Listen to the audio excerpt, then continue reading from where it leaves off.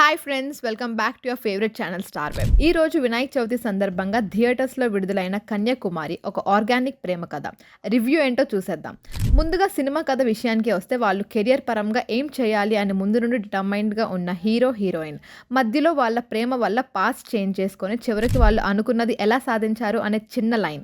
కానీ మేకింగ్ పరంగా డైరెక్టర్ సృజన్ చాలా బాగా తీశారు. శ్రీకాకుళం లొకేషన్స్ కానీ మనుషులను కానీ ఆన్ స్క్రీన్ పై చాలా అందంగా రియలిస్టిక్ గా చూపించారు. పర్ఫార్మెన్స్ మాత్రం లీడ్ పేర్ శ్రీచరణ్, గీత్ సైని జీవించేశారు. వీళ్ళే నిజమైన తిరుపతి కన్యాకుమారి అని మనం అనుకునేలాగా యాక్ట్ చేశారు. అంత ఈజీ ఏం కానీ శ్రీకాకుళం స్లాంగ్ రావడం కోసం ఆల్మోస్ట్ 8 months అక్కడ పీపుల్ తో ట్రావెల్ అయ్యి నేర్చుకోవడానికి టీం పెట్టిన ఎఫర్ట్స్ కి హ్యాట్స్ ఆఫ్ చెప్పాలి. ఒక్క సినిమా ఎక్స్పీరియన్సే ఉన్న డైరెక్టర్ సృజన్ ప్రొడ్యూసర్ గా మారి తన మొదటి సినిమా పుష్పక విమానంలో నటించిన గీత్ సైనిని లీడ్ రోల్లో పెట్టి న్యూ కామర్ శ్రీచరణ్ ను హీరోగా పరిచయం చేస్తూ ఆల్మోస్ట్ అంతా కొత్త టీం అయినా కూడా ఒక క్వాలిటీ ప్రొడక్ట్ తీయడంలో సక్సెస్ అయ్యారనే చెప్పాలి.